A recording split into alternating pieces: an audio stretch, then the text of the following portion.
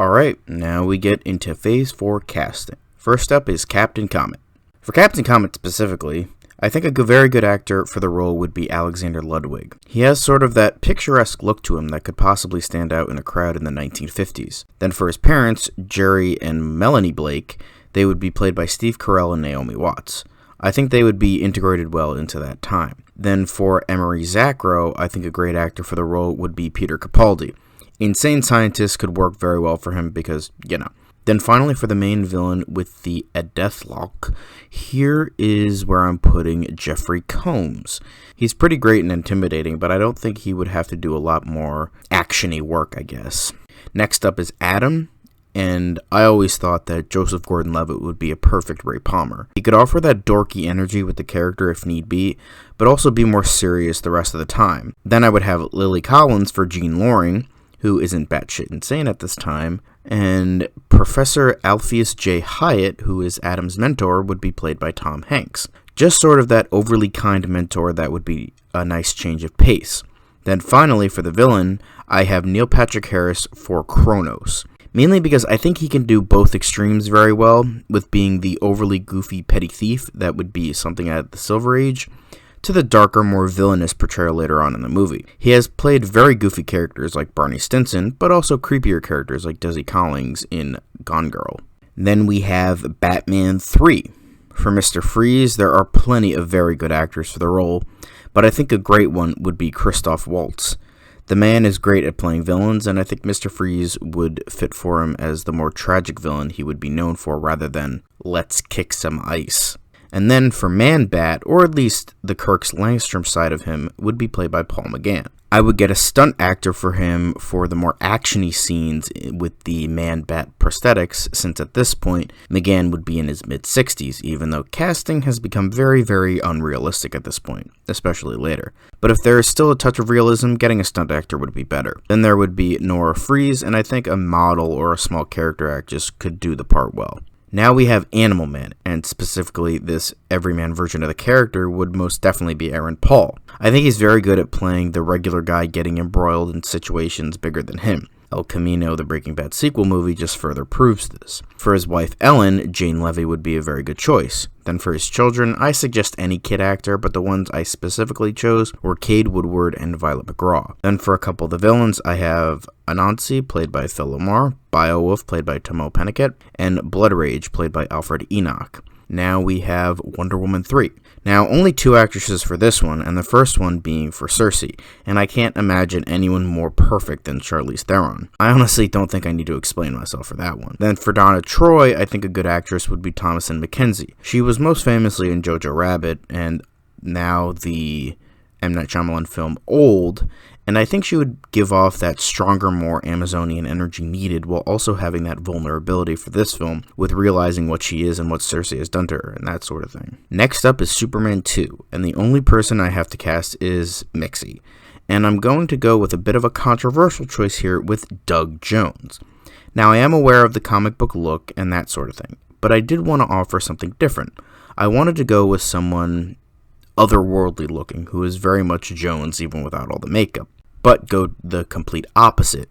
Instead of getting a little person for the role, go with someone who is very tall, lanky, and slender. It's just something that could be different but interesting at the same time. Now for Shazam 3. We have another big villain with Black Adam. With this, I'm not going to go with Dwayne Johnson. I just think he's miscast for the role. While he loves the character and wants to do it justice, sometimes that's not good enough. Look at what happened with Billy Zane and his love for the Phantom. Johnson is a fun actor. He's in generic action movies and can do comedy very well. He doesn't scream threatening villain with a lot of depth. He could play a more Golden Age version of the villain where he's one-dimensional, but I don't want that. With that, I'm picking Kal Naga. I hope I'm pronouncing that correctly. He's an Egyptian actor, most known in the States for Vikings. From that, I think he's a bit more of an accomplished actor, as well as actually being Egyptian. I think he would be good for the role. So now we get into the Golden Age of the DCEU.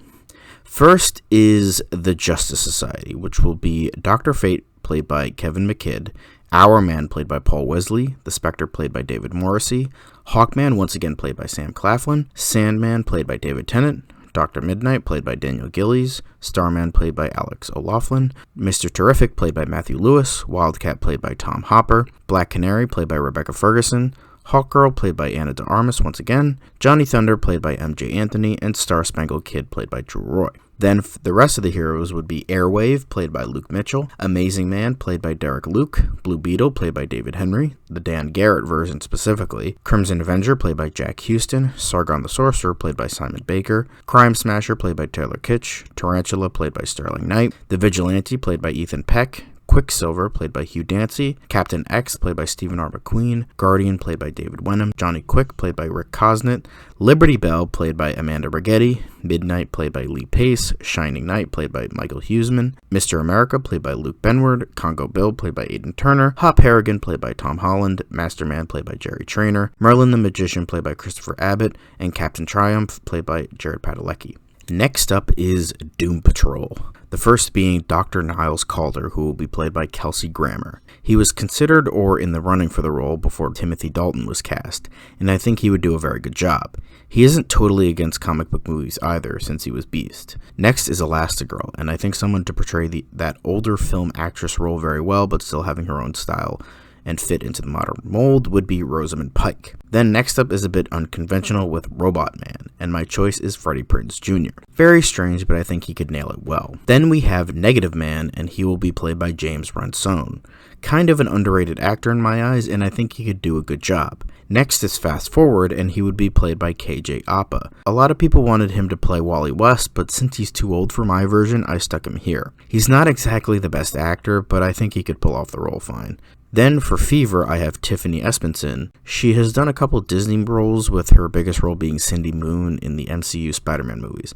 I don't think that's really going to go anywhere, so I just used her here. Then for Joshua Clay, I think a good choice would be Mike Coulter. The man was a good Luke Cage, and despite this role being rather different, I think he could do a fine job here. Then finally, we have Bruce Dern as General Immortus. I think he would provide a good balance of serious and comedy for the role. For Flash 3, I'm only casting James Jesse and August Hart, and the former would be played by Reese Wakefield.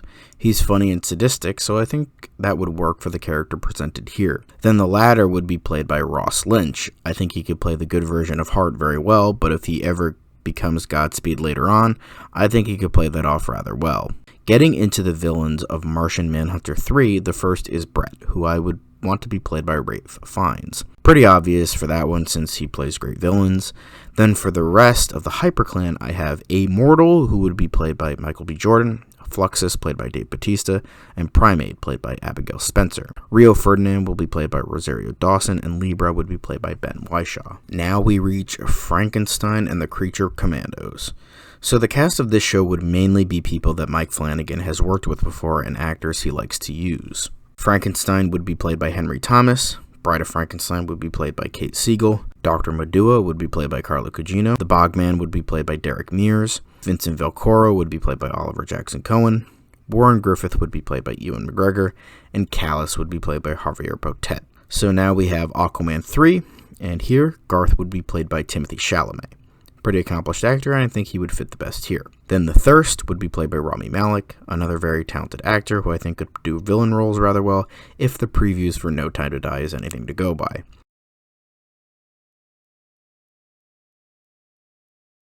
Next up is Tracy 13, and for our leading lady, she would be played by Lulu Wilson. Dr. 13 would be played by Giovanni Ribisi, and for Zatanna, she would obviously be played by Alexandra Daddario. There isn't a ton of supporting cast, but I assume some magic users like Deadman or Dr. Fate could possibly show up in the show as well. So, that's it for casting. Next up for the DCEU project is going to be Phase 5, obviously, and then for my next video will be Doctor Who ranked the 9th Doctor.